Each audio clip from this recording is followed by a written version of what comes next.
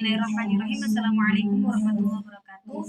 Di sini saya akan menjelaskan mengenai hermeneutika Schleiermacher. Langsung saja, pertama biografi Schleiermacher. Dilahirkan pada tahun 1768 di Berlau atau Jerman dalam keluarga Protestan. Dia menempuh pendidikan di institusi Moravian-Brethren, sebuah sekte median dalam agama Kristen. Namun, sangat tertarik dalam humanisme karena dia skeptik terhadap beberapa doktrin Kristiani di lembaga-lembaga tersebut. Kemudian pada tahun 1787 pindah ke University of Halle yang dipandangnya lebih liberal. Namun di perguruan tinggi ini tetap menggeluti teologi di samping filsafat dan filologi klasik sebagai minor fields. Dia lulus ujian-ujian dalam bidang teologi Kristen pada tahun 1790 untuk bertugas sebagai pengajar swasta hingga tahun 1793. Pada rentang waktu antara tahun 1790 sampai 1793, Schleiermacher selain sibuk mengajar, dia juga menyempatkan diri untuk mempelajari dan mengkritisi pemikiran-pemikiran besar seperti Immanuel Kant dan Spinoza. Sebagai hasilnya adalah karya-karya seperti On What Gives Values to Life pada tahun 1792 dan On Freedom pada tahun 1790, yang di dalamnya dia mengkritik beberapa pemikiran seperti pemikiran Kant, doktrin postulats of an afterlife of the soul and God, yaitu postulat-postulat kehidupan akhirat, jiwa, dan Tuhan, dan mengembangkan teori Kant tentang causal determination of human action atau takdir kausal tindakan manusia yang digabungkan dengan rasa tanggung jawab moral. Kemudian selama kurun waktu antara tahun 1794 dan 1796, Schleiermacher beraktivitas sebagai pastor di Landsberg, dan pada tahun 1796 dia pindah ke Berlin untuk bekerja di sebuah rumah sakit. Di kota inilah dia bertemu dengan beberapa pemikiran yang beraliran romantis seperti Friedrich dan August Wilhelm. Pada tahun berikutnya dia melakukan aktivitas dan menulis banyak artikel dan buku.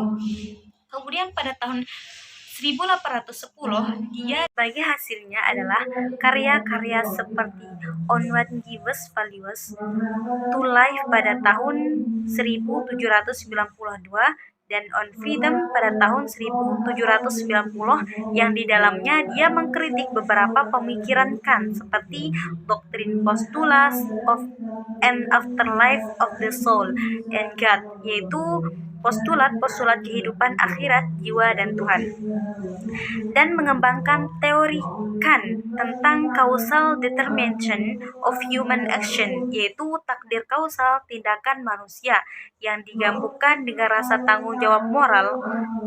Kemudian selama kurun waktu antara 1794 dan 1796, Schleiermacher beraktivitas sebagai pastor di Landsberg, dan pada tahun 1796 dia pindah ke Berlin untuk bekerja di sebuah rumah sakit.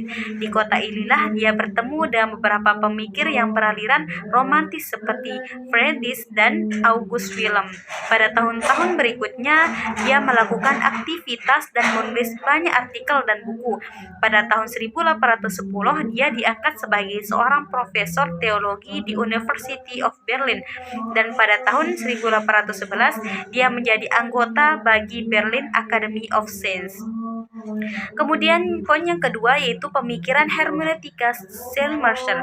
Pertama yaitu posisi hermeneutika dalam ranah keilmuan. Berbeda dengan pemikiran sebelumnya, Schleiermacher tidak hanya menempatkan hermeneutika sebagai perangkat teks dan penafsir terhadap Bible dan teks klasik lainnya. Lebih dari itu, dia memosisikan hermeneutika secara luas, yakni problem of human understanding, yaitu problem pemahaman manusia, sehingga objek penafsiran menjadi lebih luas. Tujuannya adalah menempatkan hermeneutika dalam konteks theories of knowledge, yaitu teori-teori ilmu pengetahuan. Kemudian hermeneutika tidak hanya dipandang sebagai disiplin pedagosis dalam bidang penafsiran yang harus atau yang seharusnya diikuti oleh para mufassir sebagaimana yang diadvokasi oleh pemikir-pemikiran sebelumnya. Dalam pengantar buku Hermeneutika and Christian Schleiermacher mencoba memposisikan hermeneutikanya di tengah-tengah pemikiran lainnya. Dia mengatakan di bagian yang paling awal, hermeneutika as the art of the understanding does not say exist in the general manager, only simple form of special, yaitu hermeneutika sebagai seni pemahaman untuk memahami telah menempatkan hermeneutika dalam konteks theories of knowledge atau teori-teori ilmu pengetahuan. Hermeneutika tidak hanya dipandang sebagai disiplin pedagosis dalam bidang penafsiran yang harus atau seharusnya diikuti oleh para mufassir, sebagaimana yang diadvokasi oleh pemikir-pemikir sebelumnya. Dalam pengantar buku Hermeneutika and Christian Schleiermacher mencoba memposisikan hermeneutikanya di tengah-tengah pemikiran lainnya.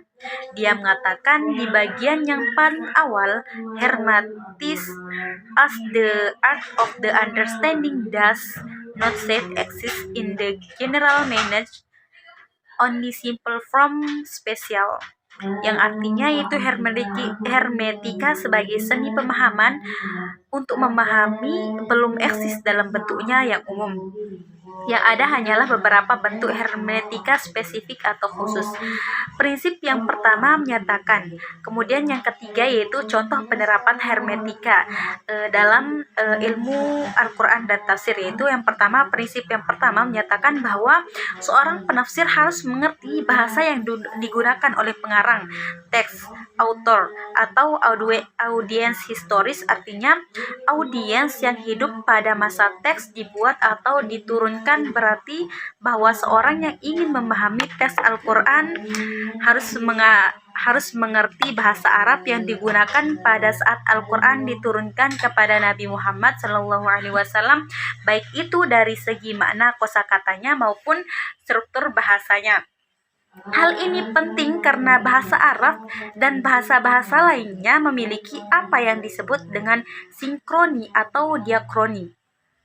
Sinkronik adalah aspek bahasa yang selalu tetap tidak berubah yang disebut dengan Arab, sedangkan diakroni adalah bagian bahasa yang mengalami perubahan pada kurun-kurun tertentu untuk menghindari kesalahpahaman terhadap arti kata dan struktur kalimat dalam Al-Quran. Seorang penafsir harus memperhatikan penggunaan kosakata dan struktur bahasa yang memang berlaku ketika teks Al-Quran itu diwahyukan.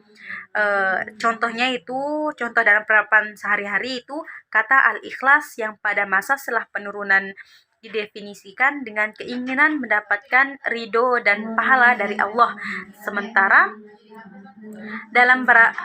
semata dalam beramal, baik itu ternyata mengalami diakronik pada masa penurunan Al-Quran. Kata tersebut tidak atau belum diartikan dengan pengertian di atas, tetapi memiliki arti yang sangat mirip dengan kata tauhid, yaitu